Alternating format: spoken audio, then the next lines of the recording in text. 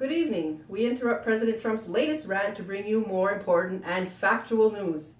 If you were born in the 70s or earlier, you've no doubt watched, or at least heard about, the show Lifestyles of the Rich and the Famous. While today we won't be talking about the rich or the famous, we will be talking about the stars in our galaxy in a far more interesting show of Lifestyles of the Hot and Luminous. We begin our journey on the Hertzsprung Russel diagram, which plots stars' temperatures and luminosity. The temperature is derived from the star's color, and its luminosity measures the energy output of the star. Here we have increasing luminosity,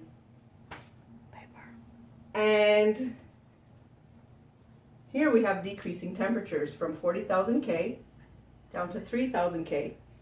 I know, don't ask. Dr. Caspi has issued an apology on behalf of all astronomers everywhere for this anomaly. So, 90% of the stars in our universe are on this nice little band of stars here called the main sequence. And all of these stars on this main sequence are fusing hydrogen to helium within their cores. You'll notice the letters at the bottom: O, B, A, F, G, K, and M. This is the classification method of stars that astronomers use, and they have a funny mnemonic for remembering it. Oh, be a fine girl, kiss me. Now you can see our sun is on the main sequence, and let's see, it is classified as a G star, and it has a core temperature, not a core temperature, it has a temperature of about 5800 Kelvin at its surface, and at its core it's about 15 million and a half degrees Kelvin.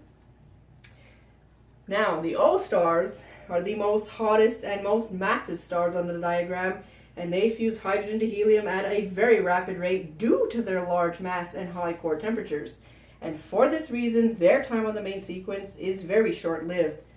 And for those of you at home, these are your Amy Winehouse and your Heath Ledgers, who are also massive stars. And they've led fast and furious lives, and their lives were also cut short. Now at the opposite end of the spectrum, we have our M stars.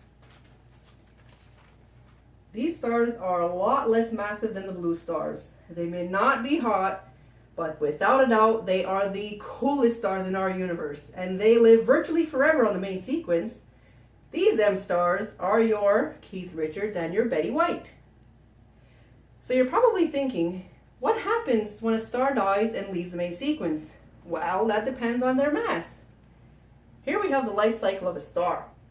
Now on the top we have your average star, your low mass star, and it'll go to a red giant phase, planetary nebula, and it will die and become a white dwarf. On the bottom you've got your blue stars, your massive stars, which go to a red supergiant, a supernova, and it will die either as a black hole or a neutron star. So when you go on vacation, forget about buying those cheesy star maps. The Hertzsprung Russel diagram is the only star map worth reading. Thank you for tuning in for another episode of Lifestyles of the Hot and Luminous. I am your host, Leslie Ann Stacy. And now, if you would like some more information, please visit the following websites. And we will now return you back to your presidential show, starring Sideshow Dawn.